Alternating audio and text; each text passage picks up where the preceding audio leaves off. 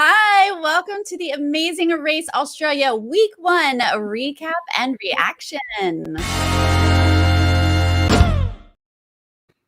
I am Sarah, and I am so excited that I have a special co-host for this entire season. Everyone say hi to James. Hello, everyone. Hi, Sarah. Thank you so much for thinking of me and inviting me to, enjoy this season with you. Oh my gosh, it's so much fun. This is my first Australia season to watch. I know. Uh, I love their accents, so I'm here for it. And I'm also here for your experience and knowledge and all the fun stuff you're going to throw our way. I know. Aren't the accents amazing? Like, it's so Oh, fun to watch, especially with the accents. yes. And sometimes I don't know what they're talking about. True. Like, buoy is just boy, is what it sounded like. And I was like, wait, what are we talking about? Buoys. Okay. All right. But I love it. All right, let's dive in. We've got 3 whole episodes to talk about, you guys. It's a lot. So We got much. a lot of teams we're learning, but I'm loving 99% of them. Yeah, I was going to say that the teams are a lot of fun. It's hard to keep up with most of them just because some get more airtime than others. Yeah. But it's a very strong and well-rounded cast when it comes to relationships and personalities, which makes it very entertaining. And I kind of love that we've got a lot of, I'm going to call out of shape or mildly unfit, like I think Jude or Shannon said. Like, It's a good bunch of everyday people that if you it is. pluck them out of their everyday life and they've never been in an extreme race like this before, that's who they are. And it's what I think makes them so relatable. Yeah, I think that's so fun. I love it. All right, so episode 1, we're headed to Mossman, I believe is the thing. We gotta get a car, then we got a foot race. We're going up a sand or we're getting on a boat. We're looking for boats. They run out of boats. I think it was the twins a tinny. I'm sorry, James, I tinny. kind of ended up working out because I felt like the beach would have been faster because in that situation where you have to pick between one or the other, I think you would naturally assume, oh, boat's going to be faster, but you don't really know the layout of the river and what route they're going to take to get you to where you need to go. That I would have assumed beach would have been the faster route because it's just more of a direct shot.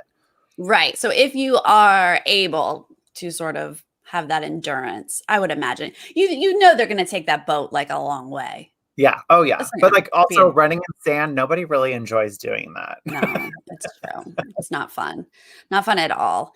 We are headed towards this first thing. It was very cool looking where you've got to get up on a rope thing and you've got a big ball and you're putting it in a tube. It kind of gave me Wipeout challenge vibes, something you would see on Wipeout or something that you would enjoy if you were going to a summer camp. I thought it was fun because it was so active. There's a lot of movement, a lot of commotion. And it was just funny to see what teams would choose to see who would fly and who would throw. Yeah. Yeah. And there was a little confusion. Was it the Super Seeks who were like, how does a pulley work at first? But they eventually realized they have to sort of climb up. Yeah. Yeah. Because he kept trying to pull and you're like, oh, what are you doing? There's a ladder or there's the scaffolding, those bars are there. Try climbing up. Maybe that would work. They eventually figure it out. So they're there first. Our besties, Sepha and Jessica, they're their second. Sky Blue, she gets up there and just sort of dominates. Rock star. Total rock star. Right? So excited about her. But Sifa and Jessica, they finish first. They sort of pass the Super Seeks and get out of there. That's what I love about Jess and Sepha because I feel like people might just underestimate them right off the bat. And they've even talked about that from the starting line. And already they're right off the gate, crushing it. They really can hang. You're not sure, but they totally can. They're very And I remember seeing that promo on social media of them where it's Jess and Sepha may just have the last laugh. And I'm hoping that's ultimately the outcome. I feel like they're going to be in it for a minute. They're Yeah. gonna Yes. stick with In it us. for a minute. I like it. The dad and daughter, Jabel and Ronnie, we see them lost. They're not finding it. Off to a They're rough start. Yeah. They had a really cute little segment though where he called her his son and she was like, "Mm," and I loved that. They're cute. But so we got the Sikhs coming out second, so they didn't lose too much time. Our Cowboys get in and out. They're third. They were able to pass some people. And that takes us to our first detour.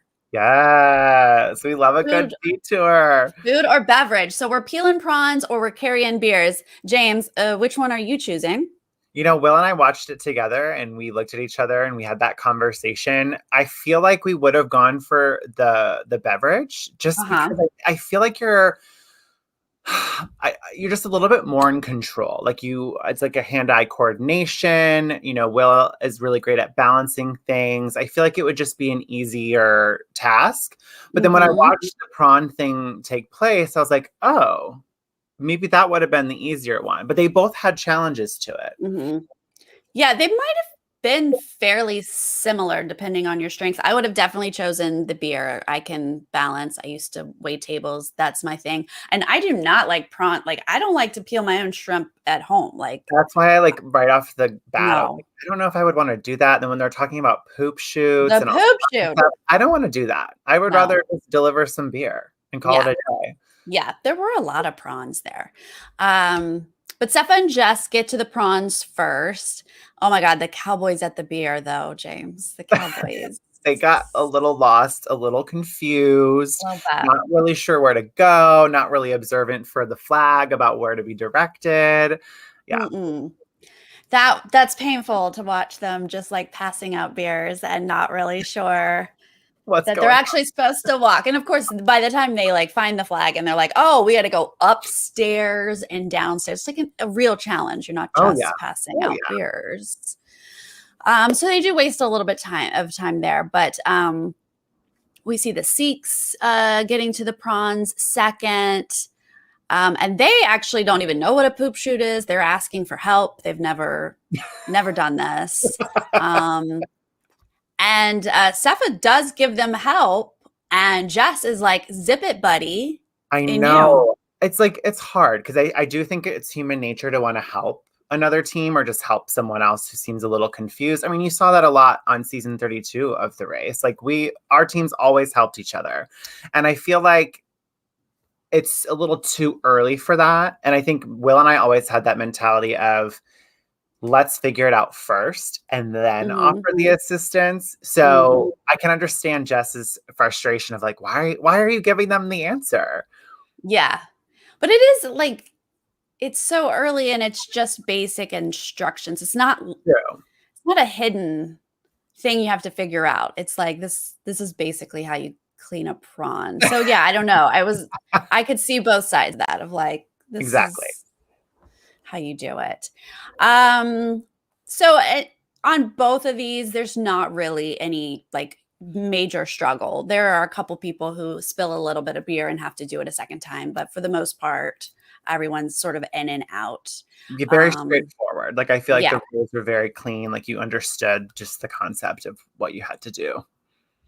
Now, when they get to this next thing, that's route info of the sugar mill, where they've got to find tiny little tongs in this big old sugarcane pile. Yeah. That's when we see things a little bit differently. But this is just when we start to see the dad and daughter, Jobel and Ronnie, arrive at the very first challenge. Like a lot's happened. Yeah, they just were not good with directions and, knowing exactly where to go. And I feel like starting off the race like that just adds a layer of stress and pressure that like automatically think you're out of it. Yeah. And they do get a bit discouraged. They're up in the apparatus. They're trying to do the ball in the tube thing. And ultimately they feel like they just can't get it.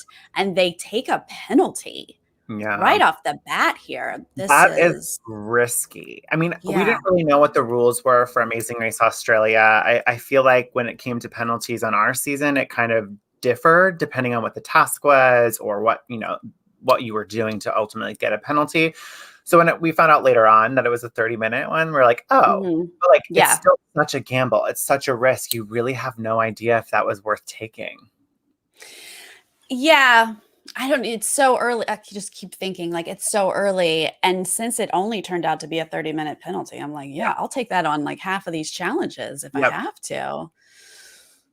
Okay, so we are at this sugarcane pile, and it is Sepha and Jess, the Cowboys, and the Sikhs are the first three teams there looking through. And it looks like it's pretty tough to sort of sort through to find these tiny little magical tongs. But the Sikhs get it first. Mm-hmm. Passing some people and getting on out of there. Yeah. I mean, I feel like with this particular task in general, there's definitely some benefit to being one of the earlier teams there. Because I do think that there are more of those little tong things to find in the stack. If you were towards the back of the pack, it might be fewer and far between. So I think there's an advantage to being there first, but still like this needle in a haystack thing, like, oh my God. But it's so like frustrating when you were one of the early teams and a late team shows up and just like immediately finds it. And I feel like Sepha pointed that out. I think he pointed it out for the prawn thing, but being early to a task like this in particular, because you're early, you're the one that has to figure it out. And when other teams show up, it's a little bit more easier to follow suit when you've seen other teams do it.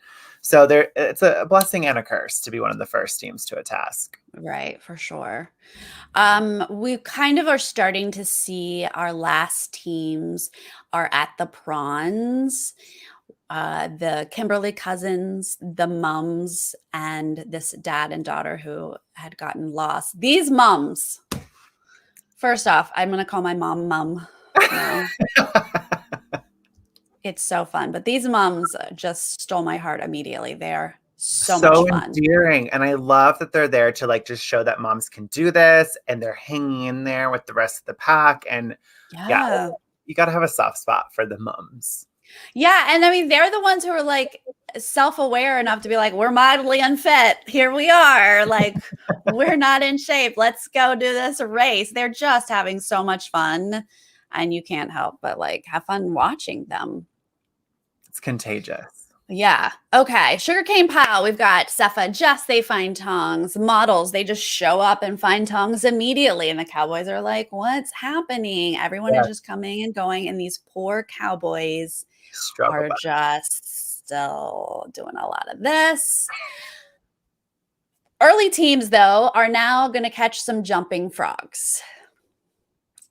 This is... They talk about like Bo's like, are they poisonous? It seems creepy. When they said poisonous, I was like, how? I don't think so. I don't think you can do that. Oh, David, hello. Yay.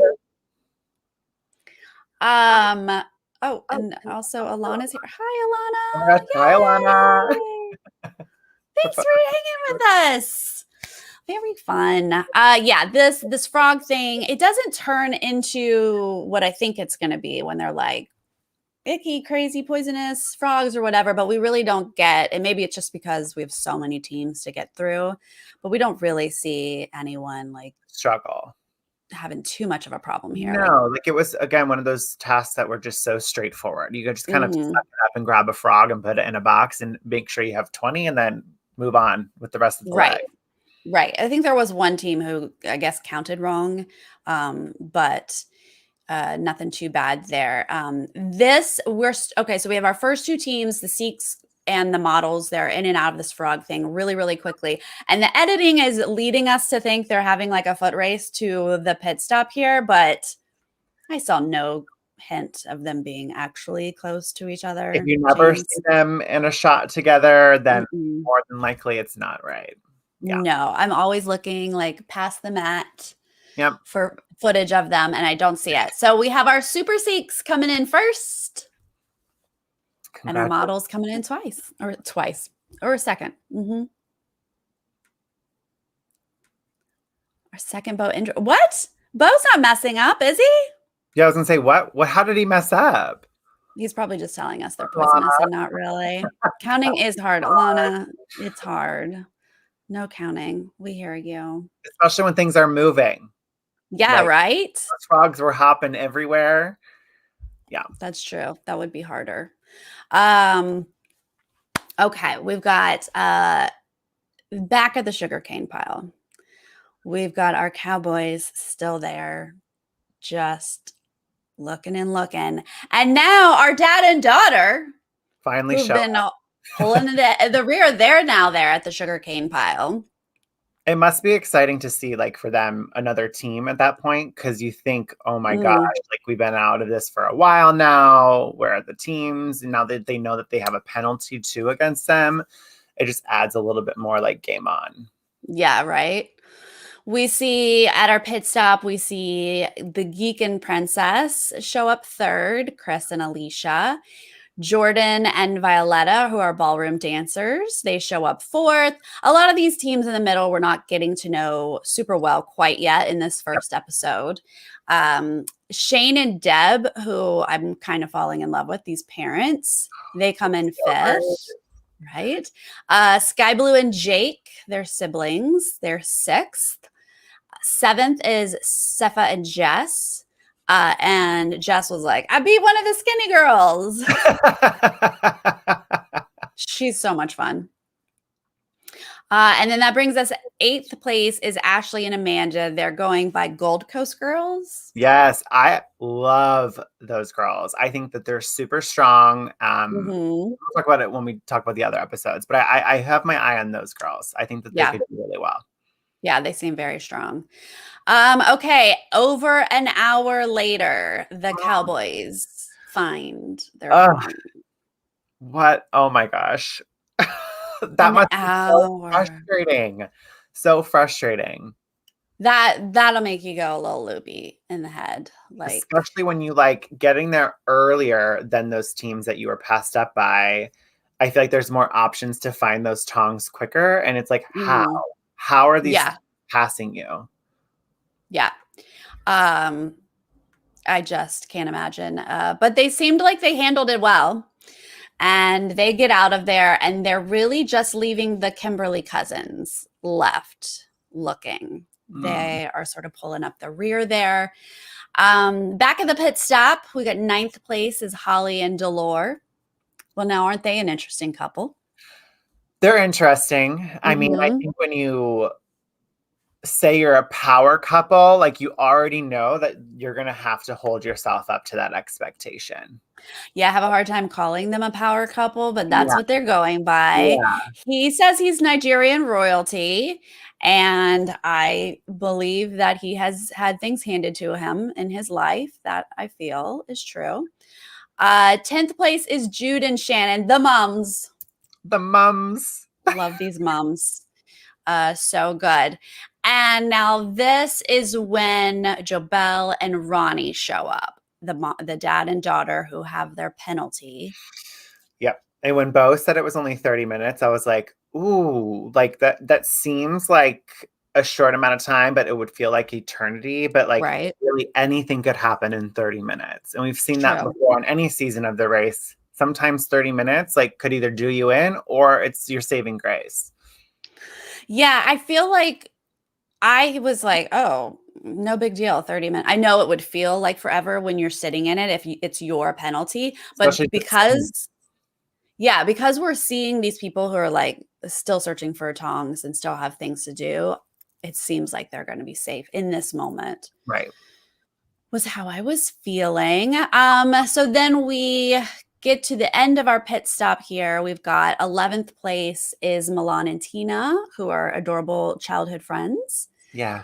12th place, Brendan and Jackson are cowboys who took forever to find their tongs. 13th place, Jobelle and Ronnie, the dad and daughter. And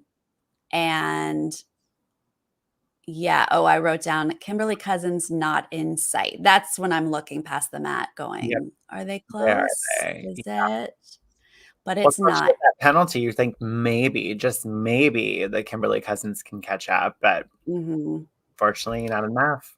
No, they come in 14th place and they are eliminated, which is very sad. They are Aborigines to this country, and I have to imagine this was huge to have them on the race, and so super, Mhm. super sad to see them leaving at this point. I agree, especially because LGBT representation. Like I know Dwed, Mhm. like I peeped their Instagram for a little bit, and so like Uh-huh. yeah. Right, yeah, on so many levels, you're like, no, please don't go. But we are going to have a little bit of twist with that coming up later. But There's a let's lot to head say about in. that. Oh, right. Yes. Episode 2, we're headed to the Gold Coast. Hey, this is where the Gold Coast girls are from. Yes. I'm getting a geography lesson. Now, you are good at geography. I am not. I don't know any of this. I'm just kind of aware Australia's down here. Well, it's like you just think Australia is just Australia, but you Yeah, don't think of all these different, are they territories there? Like I actually don't know the answer right. to that. Is it? Right. Mm. I think some are. But it's just like in America, we have deserty areas, we have lush green areas, we have beachy areas. So I imagine it's very similar. And And I'm that's one thing I appreciate. I with especially with the pandemic and being in COVID and the fact that they were even able to pull off this season in the middle of a pandemic is incredible. But I yeah. love how just like diverse the ecosystem is of Australia because even though they're still in Australia, just already visually you feel like they're not. And I'm looking forward to seeing more of the places they go over the course of the season because of that. I think it's so cool that they are just doing it in Australia. There's so much to choose from. And I feel like honestly, even though Amazing Race just in America would not be nearly as cool as like traveling the world, you could still do it. You could. I mean, they did for the family edition. I think that's part of the Mhm. reason why a lot of people weren't a fan of that season, just because it was so different, not only because it was teams of four, but it was Yeah. primarily in North America. Right. I mean, it's definitely not as exciting. Okay, so top of this episode, though, Alex, one half of our model twins, reveals that he has been dealing with something during this 2-week quarantine leading up to the show. Mhm. It's sort of risen to the surface here, and they decide to leave the race. I can't imagine making that decision, but Mm-mm. also at the same time, like this pandemic has clearly affected people differently across the board. And so I appreciated the fact that he took the initiative to recognize like I'm not in a good headspace to Mm-hmm. in the race. Um yeah, so like I felt bad because I just felt like that was not an easy decision to make, but at the same time it was because your mental health should always come first. Right. It's just a tough decision because yes, your mental health always needs to come first, whatever it is that he was dealing with. Um, it's just it's just going to be tough to do. Like you've worked so hard, you've gotten on the Amazing Race. I can't imagine immediately being Well, like, especially no, after coming off leg one and you already got second place, like second you're place. showing that you're a contender and that you and your brother were working well together. Like, yeah, but I really loved and appreciated just how encouraging and supportive his twin was. Yeah. Um, yeah. And it sounded like he had dealt with something similar, but he had already sort of worked through it. Right. So he could understand. And Ellen is telling us their states. Thank you, Oh, Ellen. states. That's great to know. Thank you, Ellen. Yes. All right. So we lose our handsome twins. And we head to a very cool surf challenge, like life-saving surf something here on And this those Gold Coast. waves were insane. They were legit. Yeah. That they were like, the water's a bit choppy, and then you see like a boat is Yeah, overturned. so a bit choppy or just Uh, like extremely choppy? yeah, very, very choppy. When that, who was it? Chris, I think, from The Princess and Geek, who flipped in his Right. boat. I believe. Uh, that was terrifying. When they flipped over. But this is such a fun challenge because one person is basically like a caller, one person's going out in the boat. They've got to learn the signals so that they can direct each other from a distance. It's so far that we have to consider like who wears glasses and can we see. But then there's also a map. You got to open up this map to be able to direct and know what the heck's going on. And why is that a challenge? Yes, because people didn't realize they just had to flip it over. Just look at the other side or look inside. Like it's there for you. But it's so easy and like the heat of the moment, your adrenaline's going. It's so easy to make a little mistake like that. I mean, I get it. We didn't read our clue. Like it's just so easy. But I will say, really appreciate about these route infos so far. Like going back to when they had to throw the ball up in the air and like get it into the chute. I like the fact that, especially with this one, you're having to designate a role for one team and then the other one has to do another. Because I like seeing that teamwork, but they're doing completely different tasks. I enjoy watching that. Yeah, that's fun. And I feel like that's such a good element of a challenge because you're both being challenged in different ways and have to work together. Okay, so some of these teams are learning their signals. Some teams head out. The Sikhs are still practicing. They're working very hard. Now we see a little snippet in a van on the way to the challenge. That made me think of you because we had a couple teams chatting about possibly working together. I was so thrilled the moment I saw the two teams discussing an alliance. And then when they used the word alliance, I was like, yes. And I looked at Will and I go, but I thought alliances don't happen on the race. Like I thought they don't, right? That's what I heard all the last 4 months when the season 32 was airing. So I appreciated them coming together because I do think alliances are part of the race. It's just up to you if you want to utilize that as an approach or not. Yes. I mean, come on. There are 1,000 conversations that we're not seeing in an edit where a couple teams are like, let's do a little something.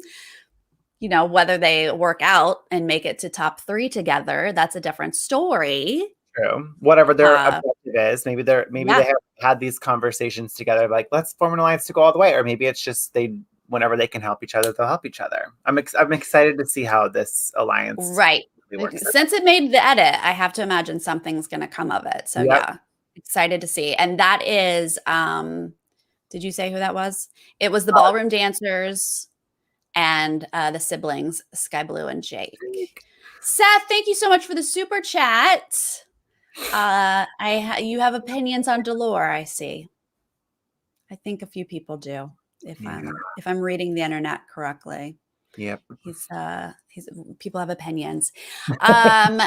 Speaking of Holly and Detour, there's a shot of them just like hanging out at the airport, being like, "We'll get there. Let's look for a taxi." Yeah. I was like, are we not feeling any sense of urgency here? Okay. Yes, come on, power couple. Yeah. Power. Let's go. Power. Yeah, come on. All right. So at this surf challenge, the Gold Coast girls don't realize there's a map. The geek can't see. Chris, he can't see to direct the princess. The Sikhs are doing pretty good, but they do miss one. They have to go back out. Oh, it's Jordan's boat that flips. Jordan is flying through the air. And his girl didn't even notice. She was like, he ran back and he was like, and she's like, oh, okay. So I don't what. And he's like, okay, I'll go back out now. She was like everyone else is like, and she's the least concerned. Delore hasn't even opened the packet. No. He's just waving flags. Holly has to not only point out that there's binoculars, but there is a clue mappy thing inside. Then she even has to be like, please don't show it to me. Mm-hmm. You have to open this later. Like she's explaining everything to him. Bless Holly. Bless Holly. Bless Holly is true. She works really hard. Shane and Deb, our parents, they finish this first. They work hard and get on out. The Sikhs are finishing second. Our Gold Coast girls are third. Then we start to just see the team sort of like getting through this. Looked like a fun challenge though. Right? Loved it. Which one would you have done? Gone out into the boat or? Will and I had that conversation again, and he said he would probably have put me in the boat. And I was like, Oh, okay. he would have put you in the boat? Yeah, but I don't know if I would have liked that. Oh my gosh, Alana. Alana, please just add this kind of information to every episode, please. I love it. Yeah, I like going out in boats, but I don't like flipping in boats. So I I might don't know have if I just would have been liked like, the waves. Yeah. yeah, super But choppy. Will has longer arms, so maybe it would have been more of a benefit for me to see him on the shore. He's tall. I can just see. Yeah. He was probably right. Yeah. Okay, our detour is swim to the beat or snappy feet. Literal synchronized swimming. Like literally, I've always wanted to do synchronized swimming. Or find a mousetrap in an Ugg boots. I loved the snappy feet detour.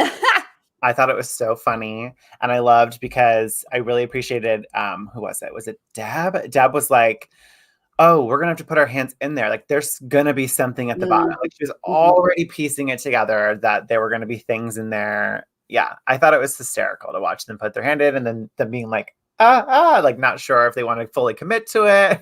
Right. And then ultimately you get snapped by something that can hurt. So that's a little scary. Fun to watch, wouldn't want to do. No. The first two teams do realize, like, hey, let's work together and strategically try to get through this. Yep, which I thought was brilliant. I was like, change your face. You were like, working together. I think it's more so like coming off the last 4 months and hearing this argument on social media towards us every episode. Like, this never happened in Amazing Race. And then here we are, episode 2 of Amazing Race Australia. We already have an alliance formed. We have 2 teams at the front of the pack saying, hey, let's maintain our lead. Let's work together. I was like, this is beautiful. Yeah. That's my case. Yeah. I mean, these challenges that you have to like pick one, then another, and then you really do need to think about that. And it seems like the instinct is to just like, okay, blue ones. Okay, how about gold ones? And you're like, how long can this system to it? Yeah. You can't sustain that. So you got to figure that out.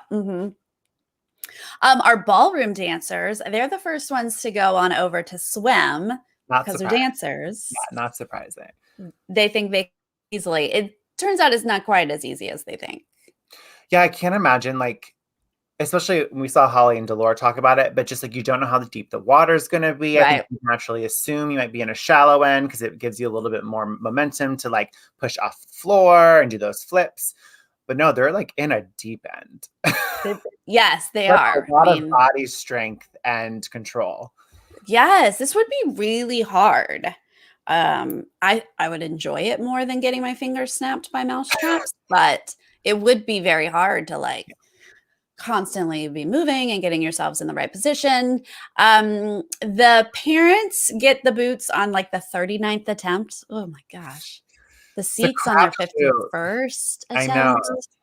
I just keep thinking of their hands. Cons. It's like when you read those 2 options, that would be like a con automatically. It's like how many Ugg boots are you going to have to go through? How many of those Ugg boots actually have the gold mouse trap? Like it's not really in your control. It's completely luck unless you have a strategy like you saw with those 2 teams that were like, let's help each other and do a more of a systematic approach. But when you do something like the synchronized swimming, you're in control and you need to learn the routine. And ultimately what it comes down to is selling it. Just sell the routine.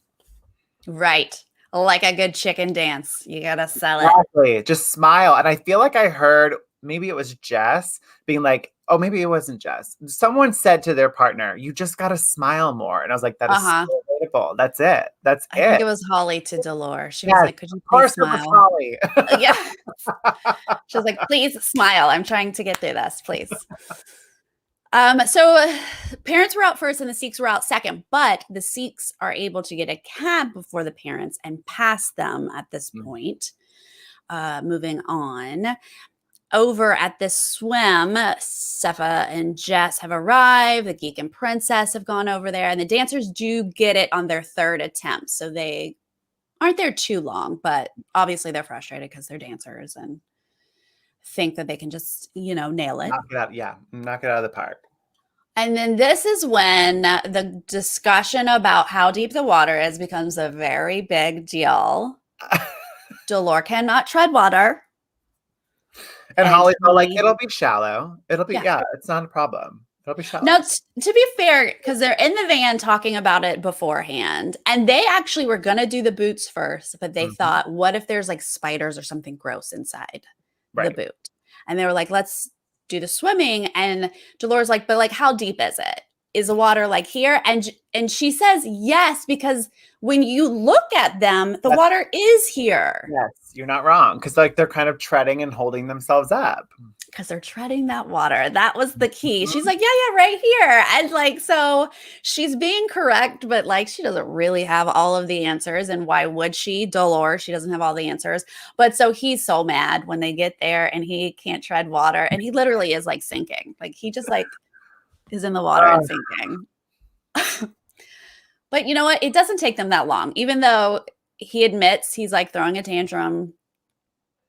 And he is, but I think it's only like their third or fourth that they get it. So it's not that bad. No, they do it. Now we get a roadblock. It's like a dirt bike track, motorcycle, motocross. Was there an Aussie word for it that I missed? I was like, motocross, dirt bike, something, something. I think that's what it was. Okay, I don't know if there was like a slang for it. I think it was just like motocross, right?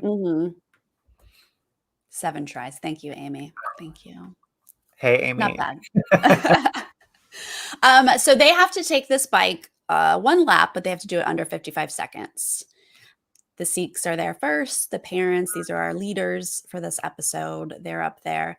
The Cowboys are feeling good, but they stall.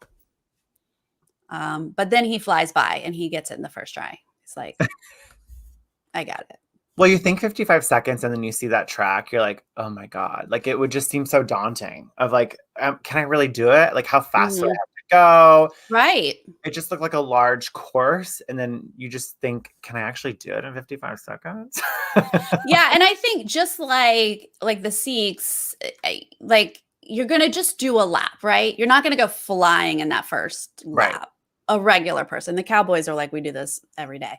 But like a regular person's going to like run this and then be like, oh, I was only 5 seconds off. Okay. Yeah, test it out first. If you happen to do it in 55 seconds, amazing. Right. But if not, it'll be easy to pick up on your second attempt, like what you need to do more of. Yes. Right. And yeah, our parents, Shane and Deb, are like, we do this all the time with our kids. We love it. They're like, isn't that how Deb like broke her leg or something? I forget is that why she's injured? Yeah, she was like, we were doing something and I broke my leg last year. So she's like hobbling around on like a partial leg and kicking people's butts, to be honest. Yeah, very impressive.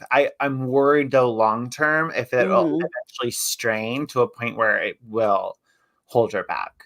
Right. Yeah. I mean, it seems like that's a legit injury that you're still like bones take some time to heal. Yeah. The Cowboys, even though they get this really quickly, their taxi left. So yeah, I'm curious to know. I mean, it's with editing, it's so hard to really gauge, but I would like to know like how long, like the elapsed time in the bottom corner, like how long did it take for them to ultimately get a taxi? Just from what we saw, they would just kind of stood in the same place. And I'm like, I don't know if that's like wise, like you just left a motocross area, like there's got to be someone there you can like get a phone or like ask for them to call a taxi. Like I would have just been curious to know how much time they ultimately lost.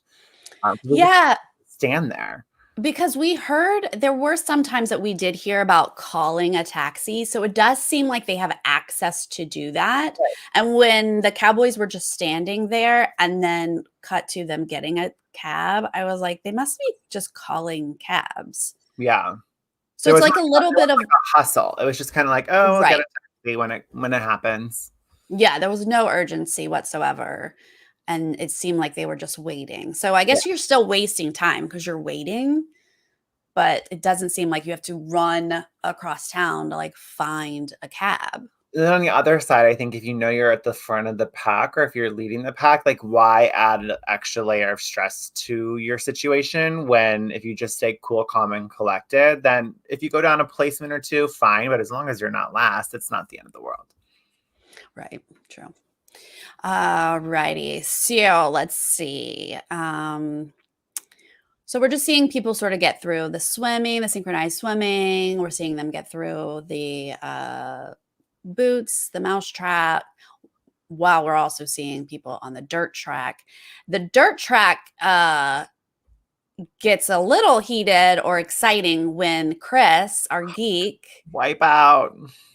he crashed hard, but he's like walking up to this bike like I've never seen one. I've never touched one. What do these things do? How does it work? Like he needs a full-on lesson. Yeah. Well, it would be, I think it would be a little intimidating. Like at first, you're like, if you're seeing people doing it, it would just be kind of like a upgrade from being on a go-kart. Like you go on a go-kart Right. as growing up, it's whatever. But like being on a motorbike is a completely different beast. It is. You've got to balance. You've got to like keep it going or you stall. Like we do see people stall. But he's doing so horribly that he crashes and his poor little princess Oh, is so overwhelmed.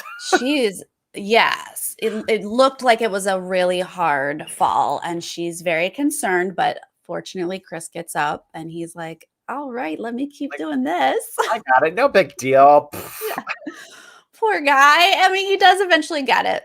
So good for him. So as we see teams sort of getting through these challenges, we're headed towards the pit stop.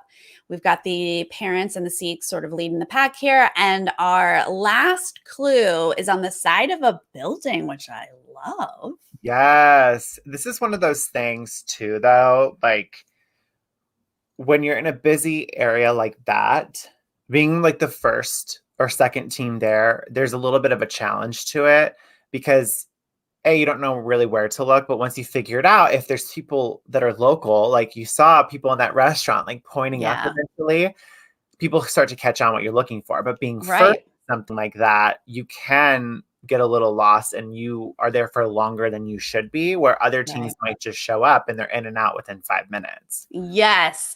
And I think that would be fun if you're the patron sitting in the restaurant and you're like, up there. But I wanted some of those people to like run around and be lost and confused. I know. Oh my gosh. I mean, it brought me back to the meat market in Kazakhstan when Will and I were trying to find the clue box. We were there for a good 30 minutes. We lost so much time, but every team thereafter, people in the market pointed upstairs and it's up there.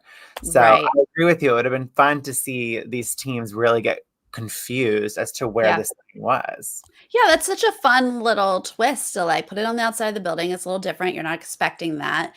The parents, they tried to run inside at first. I think most teams would have like run around for a little bit. You would assume. Yeah. Like it said, I don't know if it did, I don't think it specified like to go inside, but it said at or something like that in the clue. I would assume to just go inside. Right. But the Sikhs are pretty smart because they're like, let's assess, as we're approaching. Yep. And they do see it right away. So props to them for that. And they ultimately have to get on a tram headed to the pit stop, and they're on the same tram at this point. We love a good foot race. The editing makes us think we have a lot of foot races in this show, whether we do or not. Now they're headed to a Wet and Wild, which is amazing. Has everyone been to a Wet and Wild as a kid? Yes. It was so exciting, especially that slide. I was like, oh, I just want to do that now. That slide was horrifying. It was also kind of weird to see them living out their lives at a water park. Like there were people there just like every day, Australians enjoying the water park. And I'm like, in the last like 4 months, like I've been here just hanging out in my same 4 walls. Like I would kill to go to a Wet and Wild right now. I know. We are living in a different world than Australia is, unfortunately. But I could not tell you the last time I went to a water park, James. It's been a while, a hot minute. Actually, I went to Volcano Bay with the cast of Amazing Race 32. That was our reunion. So it was a year and a half ago. All right, you're loving it up. You're doing just fine. It's been a decade, I think, since I was at a water park. I'd break a hip if I went to a water park. This slide is just like straight down. It looks terrifying to me. Yeah. But I feel like because it's the last thing you have to do, well, first off, you have to like run up these stairs, which unfortunately, this is not good for the parents. No. They're going to get passed by the Sikhs, but so many stairs. But then like you just have to go down the slide. There's no like stopping to think about how terrifying this is, which I would have loved to have seen some people freak out at the slide. Like, but you just don't. You're like, yes. Hello, yes. You just are like, I have to get to the pit stop, so I'm going to just go down this slide. So that gives us our first 2 teams on the pit stop. Our Super Sikhs coming in first. Shane and Deb, our parents, come in second. But first place, James, has a little bit of a twist here. A little bit of a twist. I know. And I was like, I remember when we were talking before the season aired and I think you sent an article or vice versa about this new twist. Like when I read the twist about the salvage and the sabotage, I was very excited. I was like, this is a lot of potential. It's completely different. I do think it'll add a little bit of a social layer to the race a little bit more so than it already is. And I mean, we'll talk about it with episode 3, but I don't know. I was excited in the moment. I was like, this is going to be exciting. I found it exciting. It's technically called a first class pass. They get to take a leg off. Oh, first, I would like to know your opinion on that part of it, James. If you and Will got first place on a leg and were given a day off, would you like that? Yes, it's incredible. I mean, I think the biggest argument with the race is that you're constantly on the go, that you don't really get to have a moment to take in your surroundings. I mean, that was one of D'Angela's biggest frustrations, is that we were going to all these places, but couldn't really like take that time off to enjoy it. I think the first class pass is brilliant. I love that twist. I would actually like to see it implemented on the US version, just because it's different. And I think it adds a layer to the race that's fun. Yeah. I mean, I guess because you guys race so hard, having a day off really lets you sort of recuperate and maybe have an edge the next leg. Yep. At first I was thinking like a show like Survivor, if you are taken to Edge of Extinction, Exile Island, if you're taken out of the mix, you're like, oh my God, I'm missing so much. That's true. Because there's so much social game. But I guess like Amazing Race, you get a little bit of that social game, but you're not really spending much time with those other teams. Unless it's downtime in airports. Yeah. Yeah. So great. They get a first class pass. They get to take this next leg off, but they have to stand there on that mat and wait for the last 2 teams to arrive to give one of them a salvage and one of them a sabotage. On paper, I still like this twist. I love it. Totally. But I do see a downside, and we can talk about that when we get to that point. Okay, so we see people over the dirt track. Shannon's getting it. Oh my God, these moms on a dirt track. Shannon's the one who does it. Delore finally gets it. He's going to be great at it, but guess what? He's not great right away, but he gets it. Pit stop back. Team 3 is the Cowboys, Brennan and Jackson. Team 4, Ashley and Amanda, right there. Yes. Close to the top, Gold Coast girls. Jordan and Violetta are 5th, our ballroom dancers. Milan and Tina are 6th. And 7th is Ronnie and Jobel, the dad and daughter. And so we see the moms and our couple, Holly and Delore, battling it out here at the back of the pack. Yes. And like part of you, I mean, I was rooting for the moms the whole time. I was like, oh, this is so exciting. Like, especially because Delore was talking a big talk about how these moms are unfit and like just saying things about them. It kind of rubbed me the wrong way a little bit. Yeah. But because of that and what he was saying and that behavior, I was really like, come on, moms, like you've got this. Like I want them to just really just pull it out and, you know, have him put his money where his mouth is, you know? Yeah. I mean, I think that's kind of the overall theme with Delore. Like he talks a big game. I love the editing because then they make sure they show us that his big talk, it does not really come through. He'll eventually come around, but like he's not as great as he's telling us he is. So yeah, these moms who are adorable and like not great, but they're being honest about it. We're like, yes, go do it, yay! But we know how this episode ends with a race upstairs to a slide and then a run to the pit stop. You're just like, how would the moms do this? I was very tense. I was very, very tense here. But because we have a salvage and a sabotage, I was kind of like, how might this play? Yep. Exactly. So while the mums and the couple are battling out, we get 8th place Chris and Alicia, our geek and princess. We have Sepha and Jess. 9th, 10th is Sky Blue and Jake. 11th.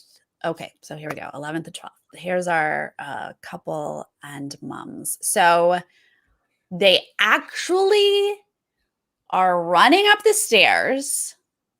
Obviously, Holly and Delore are going to pass the mums going up the stairs. Holly and Delore get in their slides. Yeah. But then they hold them while the mums are getting in the slides. Holly's literally like, let's go, let's go, let's go.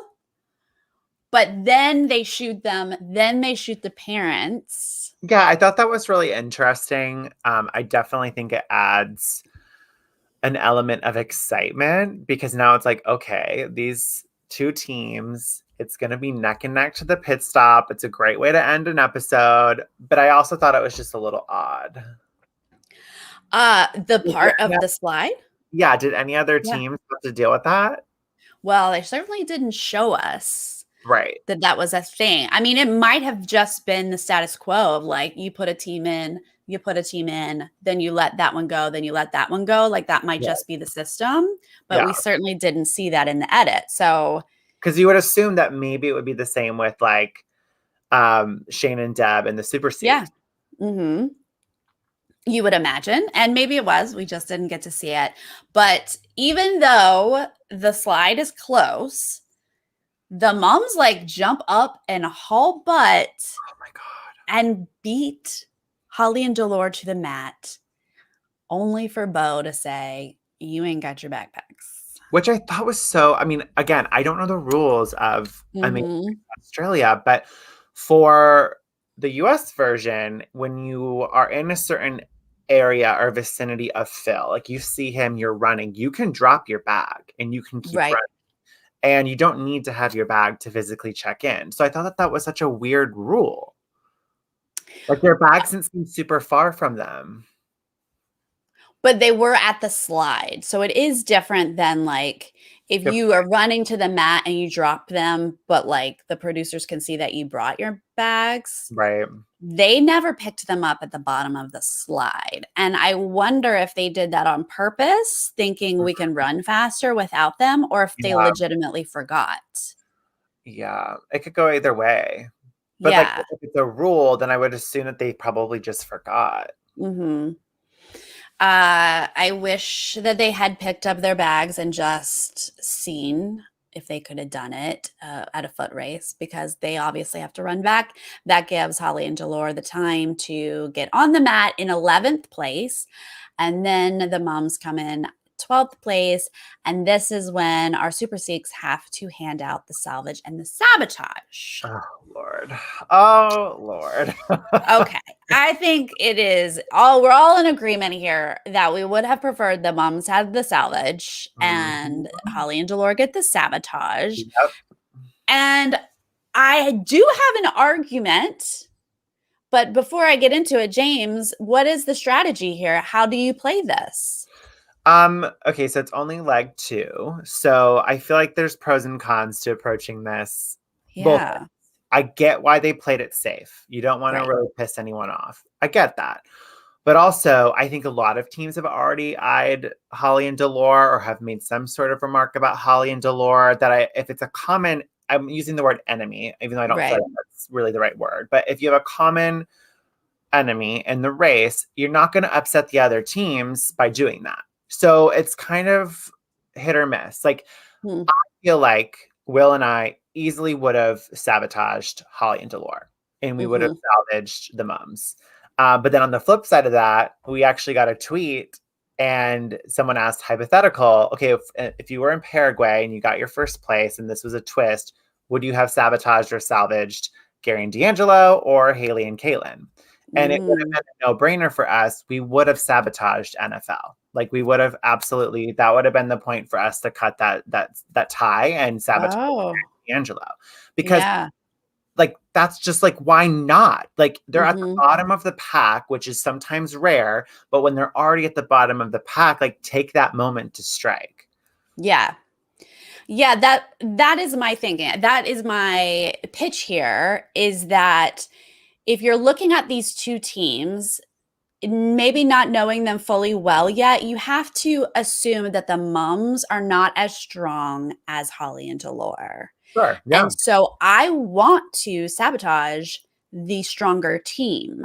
Yeah. They're in the back. Whatever that sabotage is might help them get eliminated. Right. So if I'm salvaging a team that's kind of seems weak, that's fine. Because are they going to last that long is what I'm thinking at this point. Right. So yeah, I don't think it's that hard. It's also like there's also a hit or miss moment of like, okay, well, let's say I sabotage Holly and Delore. They are a stronger team and they don't go home. Now we've made an enemy. It's kind of like using a U-turn and then that team doesn't go and then you've made an enemy out of that. Right. So I mean, true. There are pros and cons. I mean, a lot of what I've seen feedback wise is a lot of people would have preferred to sabotage Holly and Delore. But then I think, is that more personal just because we're watching it and already Delore and Holly have rubbed a lot of viewers the wrong way? So is that more from a personal point? Like, oh, I would have sabotaged them rather than if we were racing with them, would that be ultimately what we would have done? Exactly. You do have to be strategic about it, especially on episode 2, leg 2. And so ultimately that is kind of what the Super Seeks do. They make it seem like we're just going in order. Yep.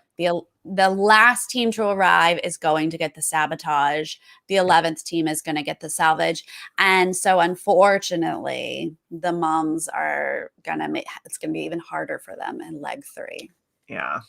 Boo. When they teased what the sabotage was before episode 3, it was kind of like, okay, this will be entertaining. This will be interesting to see how it plays out. Yes. It's so hard though. So let's move to episode 3 here. They're headed to the Outback, Winton, Queensland. Love it. And we learn right away what the salvage and the sabotage is. This is a really good salvage and it's a hilarious sabotage that's really hard. Yeah. I can't imagine going an entire leg, not being able to speak, not being able to share input, not being able to vocalize how we should execute a task. It would be frustrating as hell. And then to like, if it was on the reverse and you were able to talk, but your partner's not, it would be so frustrating to like try to decipher what they're saying to you. Yeah. Oh, I have to imagine that's so hard to do in a game that really is reliant on communicating with your partner. But this salvage, being able to jump a cue, a line, at any challenge is fantastic. Mm-hmm. I thought that was like, that's a game changer because you could be racing at the bottom of the pack for the entire leg and it completely negates your performance. And I did see some criticisms about that actually, of like everything Holly and Delore had done up until that point when they were able to use their salvage, it was like negating, it didn't matter for them. It was just like posting through and then, So I got a little bit of the criticism of that. Absolutely. I mean, this is a huge salvage that you're giving to a team that came in 11th. Like, teams in the back of the pack, like, do you really want them jumping to the front? That's a huge advantage. So yeah, that's definitely controversial, but as a fan and a viewer, I'm here for it. I love it. But this is fun here at the top of this episode because we lost our model twins in the second episode. Amazing Race decides to bring back the first eliminated team, our Kimberly cousins. Yeah, and like I have like okay, I'm applauding and you're like, Look, I am all for a comeback. I know that that's something I've seen people would think would be an interesting twist on the US version. There's a lot of teams that leave early that viewers are like, I want to know them more. I would love to see them have a second chance. And usually it's not until they're invited back that you really get to have that development. I am all for this team coming back. I just don't think creatively it was executed the right way. If you have a team like Alex and Jack quit at the start of leg 2, why did you not immediately in that moment throw in Dwez and Catherine and say, hey, Yeah. like you're back in the race, it's leg 2, you're off and running. That way it's Yeah. an even playing field. My issue with them coming back in leg 3 is the fact that they missed an entire leg. So essentially they got a first class pass without earning Yeah. it. And then on top of that, a team is sabotaged and a team coming in isn't. I feel like if you are coming back and given that second opportunity, you should absolutely be given an extra task. There should be something that you have to face to make your leg harder to earn your spot back in the race. I just felt like it was too easy. And that was what was frustrating because I felt like the moms are totally screwed. Yes. Yeah. A little speed bump in here would have been nice. Yeah. I mean, honestly, sure. If episode 2, when Jack and Alex left, if they could have just like woken the Kimberly cousins up or whatever hotel room they were in and like, you gotta go, let's go. That would have been great. I have to imagine that they were caught off guard and just couldn't get their act together quick enough, I guess, because that would have definitely been the way to do it. Watching them come in without a sabotage and rest a day off. They got to relax. I almost felt like since they were coming back, maybe they should have also been sabotaged just to make it a little bit more even. Like, hey, you're coming back, but one of you can't speak either. Or you're coming back and now you're facing an extra speed bump at one of these tasks just so you have extra time. I don't know. It just would have been a little bit more interesting. Yeah. There's just so many times that in reality shows that someone, you know, self-evicts or something early on in the season. And like, I get so upset that someone took a spot in casting. And so it was so just on that level, so exciting to see like, oh my God, they didn't waste a team. Yeah. You know, it's like putting yourself in their shoes. Like I get, like, I would be excited. Hell yeah. If I was told, hey, you're coming back, no questions about it. I'll just roll with the flow. If I have nothing extra to like do on this leg, great. It's just a second chance for me to, you know, get back in the race. I just would have liked to seen them earn it more. Yeah, for sure. That makes a lot of sense. You guys, we're going to a Dunny Derby. What the heck's a Dunny? A good old Dunny. Think that's an outhouse? Is that what it is? The teams kept saying this is like the most Australian thing they've ever done, and I don't know what that means. Right? Someone explain it, please. Yeah. Is it because you were like near a Dunny? Like, are Dunnies the most Australian thing, or is like racing them the most Australian? Like, I'm gonna need to know. Yeah. But like, is it an outdoor? Is it like a porta potty? Like you have them at concerts? Yeah. And are there Dunny races? Oh yeah, like at Coachella, it's like an outdoor potty, but it's exposed. It's open. Yeah. Is that what it is? I was like, are these outhouses like at old cabins? Like if you go camping? I don't know. Okay. But yes, so they're racing these toilets and they've got a bedpan on their head with that bluish water that they put inside like porta potties. So this is fun. But what's interesting is you have to pick a rider, and the early teams are smart by picking like the maybe lightest weight ones. Yep. There's an advantage sometimes to being first to a task. Oh my God. By the time the moms get there, they are left with this guy. I love their positivity and their optimism. Like they made light of the situation, and I love them. Yeah. So much fun. And they're like, okay, we're going to take the heaviest guy. Here we go. The Gold Coast girls are doing amazing. They finish first here. We got the Cowboys and then the dancers doing really well here. Delore can't even pour the water in the bucket. So Holly has to take the thing off of his head and take over like she does. Most of the time she has taken over driving. She has taken over all the actual tasks. Yep. Oh, Holly. Bless Holly. I'm just gonna keep saying bless Holly. Bless Holly. Look, you know what? He's royalty, and she's working real hard for that ring. And so she's willing to do it to get into that royal family. So power to her. The parents, they get there, the geek and the princess. This is kind of the middle of the road here. Holly and Dolores do finally get it together after they switch. So they are second to last, and then the mums are last coming out of this task. And now we're going to assemble a dinosaur skeleton like a puzzle. It reminded me, they did that, something very similar, if not almost identical, on Amazing Race Unfinished Business, where they had to assemble a dinosaur puzzle. Uh-huh. I don't remember the rule of breaking a piece and you get a penalty. Yes. But I thought that was like added pressure of like, okay, we got to be very, very careful, very gentle with our bones. Yeah, it's seriously, because we're hearing the teams talk about like be gentle, because they're finding them in the sand first. And I was like, no, they look pretty sturdy. Don't worry about being. I was like, why are y'all worried? They're not like actual bones. I thought they were just being cautious because like a bone Right. break, but it turns out it's a legit thing that they read in their clue, I guess. Like, if you break anything, you're going to be penalized. So that's what they're worrying about. So we have the Cowboys there first, and then the parents. They're leading this. They're, looking for their pieces, putting them together, moving them over to put them up. And then once Holly and Dolores arrive, they're just blatantly like all up in people's bubbles.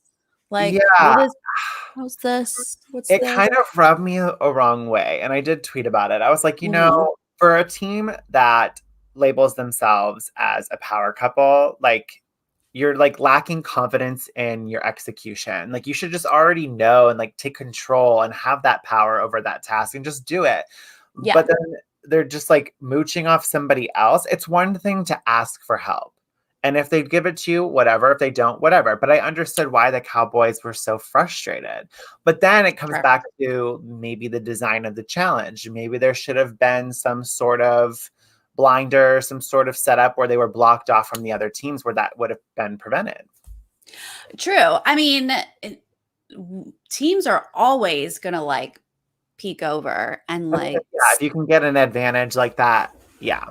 Absolutely. But there's a difference of like peeking over and seeing how someone constructed something and like walking up into their design with and your being little like headlamp, your flashlight on your hands and knees. Like, come on. Like, yeah. You're like, oh, so that bone. Okay. Yeah. Invasive. Yeah. That was a bit much, but they definitely had the attitude here because they know that they're going to be able to jump a line at some point. Right. But I think they were like, we're just going to sort of mosey through this. We're going to look at how everybody else does it, get ours done middle of the pack, because we're going to jump a line at some point. And honestly, that's true. Jumping a line, why make an enemy out of a team? Why do that? Yeah. Like, why sit there? It's like the Cowboys, I feel like moving forward are just going to have a reason to want to U-turn Holly and Dolores. That's a very good point. I don't think that's crossing their mind at all. No. The parents, they get it wrong at first, but then they're fine. Same thing with the Cowboys. Like, everyone's got a little bit that they need to sort of readjust. Dancers out third, Geek and Princess out fourth. And then our girls, they break the dinosaur. Our childhood friends. I know. That would be so frustrating. It would almost be like, do I even need to finish the puzzle at this point? I broke a piece. I'm already getting the penalty. Yeah, I was wondering that too. I was like, how do we do this? But they go ahead, they're finishing it, and they get a pass eventually, with that in mind, that they're going to have some sort of time thing later. And again, we don't know what that is yet. But Holly and Dolores are out ninth. They do pass a couple teams with their strategy here. And unfortunately, our moms, just struggling to talk. They are out last. To have to do a puzzle and not being able to communicate. It just frustrating. So hard. Now, this next one is where the salvage comes into play, because you have to sign up. It's one of those. It's like, I'm 7 a.m. And so the next morning, everyone's going to leave at their designated time. And our parents are so excited. They're the first ones on the list, and then the Cowboys are next. Then it's like, JK. Ugh. And of course, they have to play it off like Holly and Dolores. They're like, here we come, putting our name up at the top of the list. And the parents are like, oh, look at you. with that. No, that's so good Advantage. for How you. lovely. Yeah. And now this one is a big old truck, semi something, big old truck that we have to uh, get the tire on it, but it's a double tire and there's some elements to it. And you can watch a demo, except that the Cowboys don't watch the demo. Mm-mm. I say always watch a demo. Always, that's what they're there for. It's like Mhm. they're showing you how it's done, and Yeah. then you gotta follow it. You just all and then you just all you have to do is follow it. I get the like urge to be like, we know how to do a tire, but like it's Amazing Race. Like it's different. There's going to be something, and obviously it would have just reminded them how to do the thing. So of course they don't get it right the first time. There was a cute moment here where Jude was giving Milan modeling tips. I loved this interaction. It was so cute. And then I thought it was hilarious that the Amazing Race Australia Twitter was like, there's always a moment to do a model walk on the race. and So cute. I also thought it was interesting that the teams got to just sit around and watch the other teams Mm, on too. So it's almost, I feel in a way, an advantage because you're seeing other teams struggle. You're figuring out mhm, what worked and what didn't work for their execution of it. I mhm. remember Leon and Alana were telling us, or maybe it was in one of their interviews, they were saying that when they were yielded in Kazakhstan, they got to see the teams putting together the yurt, so they already kind of knew how to Right. do it. So I thought it was interesting they didn't keep the teams at way. Yeah, you're right. They were all just sort of standing out there waiting for their time to start. So I don't know how close they were, but they're basically getting the gist of like how this tire is going to work. And you can see if a team is struggling, like what maybe they're doing wrong. That's super Learning helpful. from their mistakes. Hmm. Our parents are out first, Cowboys out second. Holly and Delore, they're out third. Couldn't quite keep their lead, but not too bad. And then we sort of just see like towards the end here, like the dancers are struggling, like they're having a hard time getting the tire up.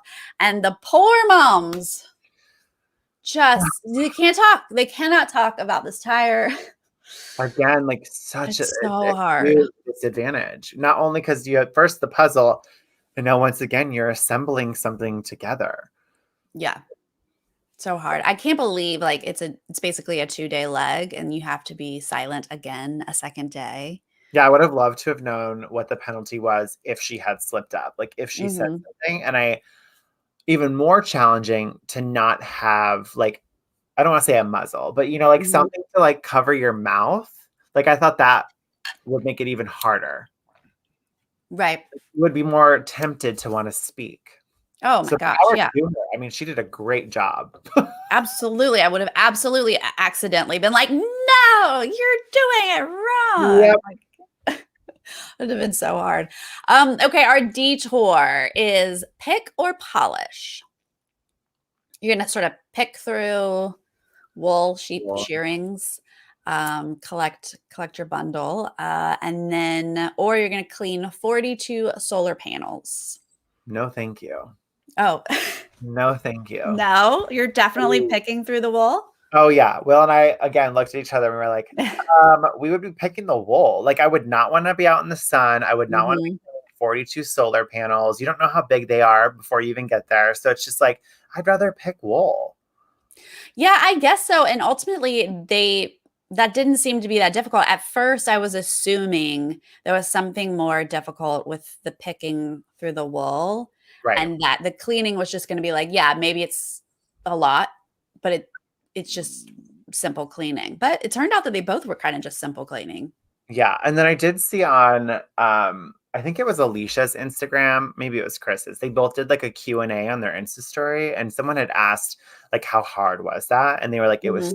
so hot and they had to wear Mm. like this like layered outfit because there were snakes out there too, which they didn't talk about in the episode. Oh my Like, you're gosh. wearing all this gear in the sun for who knows how long. I just think it would Yeah. take a toll on you. Yes. Yeah, that's too much in the heat. At least you get to pick inside or in shelter for the wool. The parents and the Cowboys are leaders. They are picking first, and the parents get out first. Cowboys just behind them. Then the Gold Coast girls are right on up there. The Holly and Delore, they decide to polish. And apparently Delore's really good at cleaning. He found his thing. He actually is good at cleaning. So they don't get it right away on their first check, but they fix it. So they're doing just fine. The back at the tire, we're down to the dancers, the mums, and our childhood best friend girls. And the besties get out first, and then the dancers, and we're just still left with the mums struggling. But we're headed to the pit stop. Oh my God.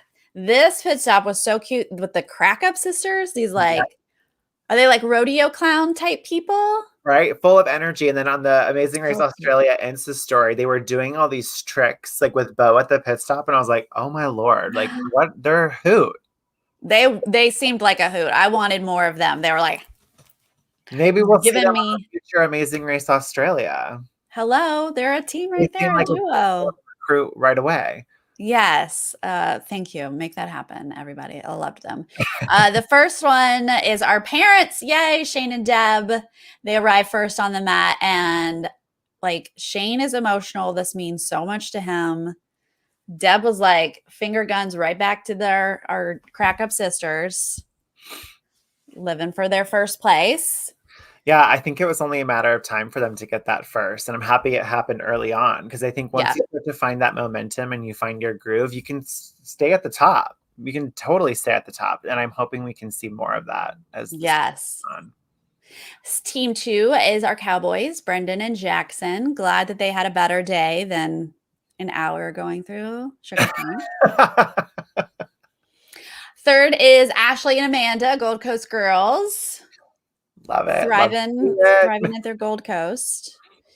Okay, so we get to see sort of people in the back. So like we said, our besties were leaving the tire, the dancers, and then this is when we see the dancers in their vehicle realize that even though they have driven away from the tire place and they're headed to polish, they just realized that they have left their backpacks at the tire thing. And they have to go back and get them, which actually gives the mums a bit of an advantage here. By the time the dancers go to get their backpacks, the mums have left. I know. It's like, first, I feel like seeing the backpacks, it would be like, you would get new life in you. Almost like, oh my gosh, like we're still in this. They're going to have to come back and get it. But because of their thinking, the dancing exes, they were able to realize before they even got too far. Like, I'm curious to know how far they actually got, but I don't feel like they got too far until they realized it. Like, I think that was all editing to make it seem like it was like drawn out. Yeah, it did seem like they were driving forever, but that was probably just they were giving us all of their thoughts there. So we see that the dad and daughter, Jabal and Ronnie, have arrived to polish. So they're there when Holly and Delore leave. So we get back to our pit stop to see fourth place is Sky Blue and Jake, siblings. They're doing well. Holly and Delore come in fifth. Sixth is Jobel and Ronnie, the dad and daughter. So they get out of it. Yep. Seventh is Sepha and Jess. And then we see Milan and Tina, our childhood best friends. They arrive eighth, and we find out that their time penalty is 10 minutes. My gosh, what do you think? Okay, they're totally going to be fine. Totally fine. 10 minutes. It's nothing, right? But then again, with the edit, you're like... No, this seemed like the most packed 10 minutes I have ever seen. Yeah. Oh, yeah. So much happened in this 10 minutes. Because, I was like, oh my God, only 10 minutes? No big deal. Except then 1,000 people are arriving in that 10 minutes.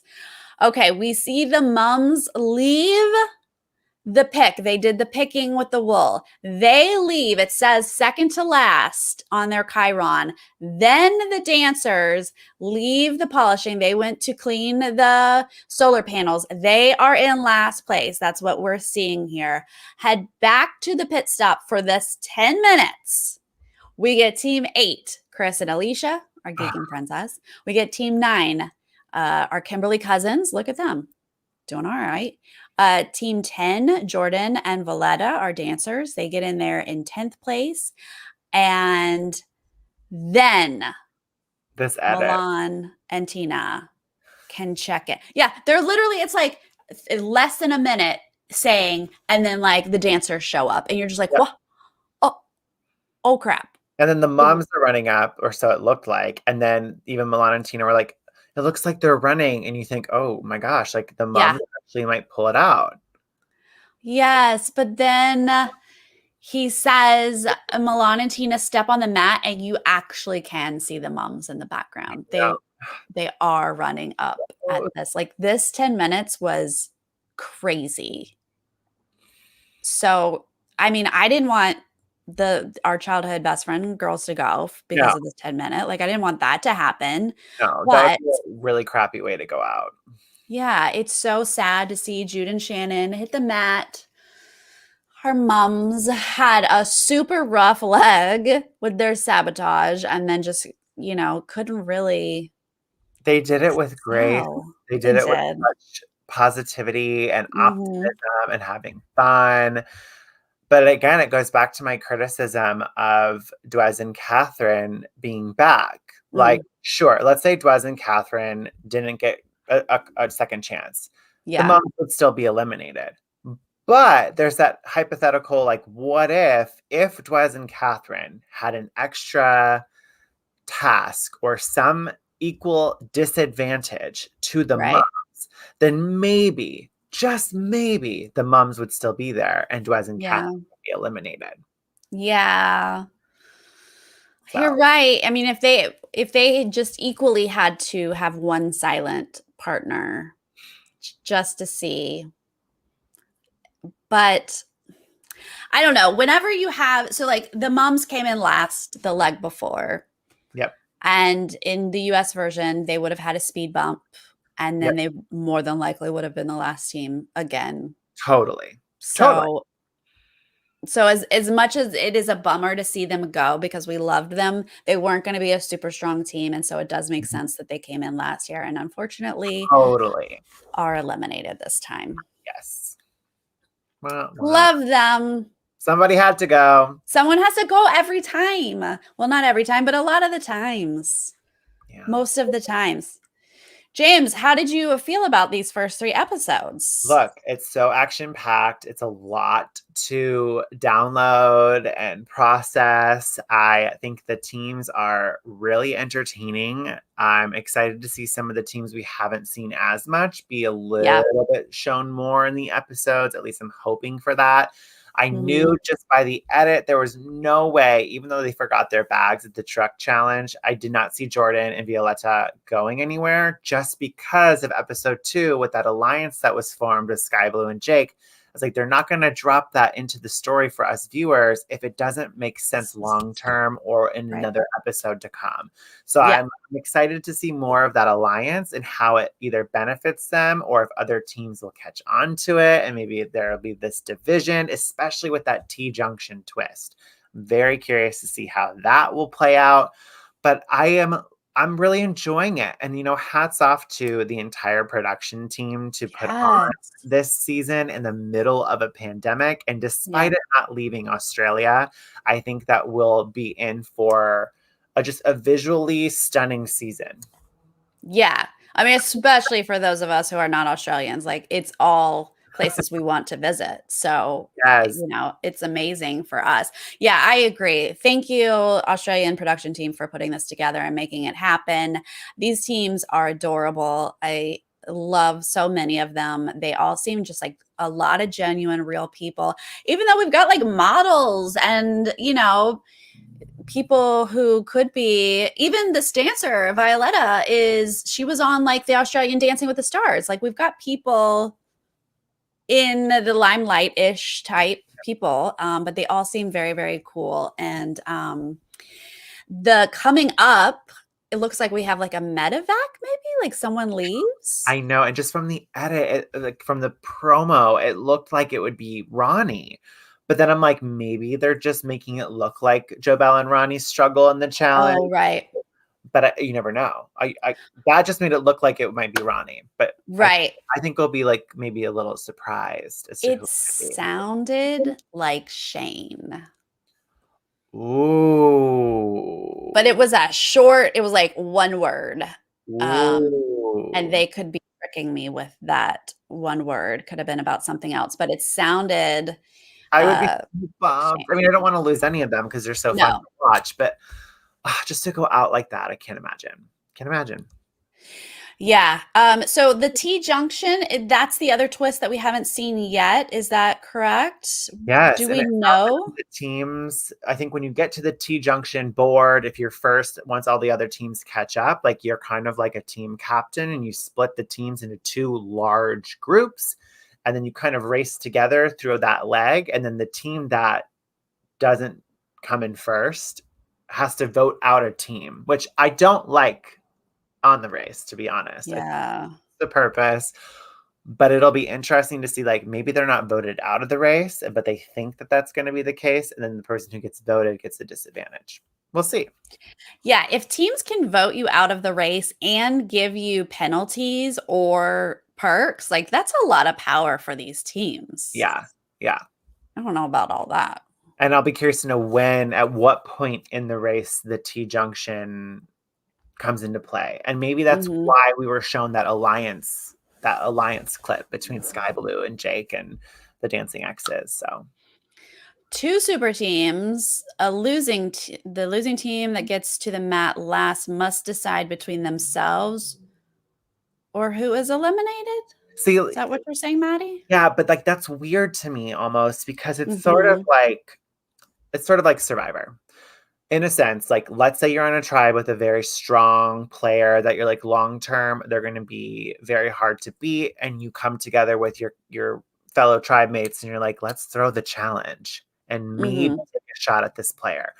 So there's got to be more to this T junction twist because very easily, like let's say you're on a group with a team that everyone's like they're like the Super Six, right? They're Super Six. Like let's say that they are steamrolling the first half of the race and then they're on a team and then all these teams are like, we're gonna suck today and then we're just gonna vote you out. Like there's Right. gotta be something more. Yes. If I were on Amazing Race US and I was on a team with Will and James who are dominating the season, I'd be like, how do we get to vote them out, you guys? They're kicking our butts. Hello. A little bit of that. Yeah. Well, I mean, that if you're given that chance, play it however you can, I guess. Yeah. Well, that will be very, very interesting. It's 3 episodes a week. It's an hour and a half episodes. I mean, this is a lot and I'm loving it. Like, it doesn't feel like too much to me whatsoever. No. This is a super, super fun show. I appreciate it being on right now when we're not getting a lot of the shows that we're used to. And you never know when another season of Amazing Race will be on. So this like will literally be the last Amazing Race until further notice, I feel like. Right. Yeah, we especially in America, we're not getting it together at all. So yeah, soak it up, you guys. This week's episodes are Sunday, Monday, and Tuesday. It's different this week. If you are not able to watch in Australia, you guys, just look on YouTube. They're around. Clips are there. So you can join us in watching. And we will be back every Thursday at 5 p.m. Pacific to talk about the whole week of episodes. James, thank you so much. Oh my gosh, of course, Sarah. This is going to be so much fun. And thanks again. I'm so happy to be here. And I look forward to just discussing this season. I feel like we're in for a wild ride. Yes, absolutely. And if for some reason you guys live under a rock and don't know James and I's social media handles, they are down below in the description because we do tweet about this stuff and IG. So you can stay in touch with us in those places as well. So you guys, thank you so much for hanging out with us live in the chat. And if you're joining us later, leave us a comment on how you're feeling about these teams, how you're feeling about these twists, that kind of stuff. All right, you guys, thank you so much. We'll see you next time. Bye.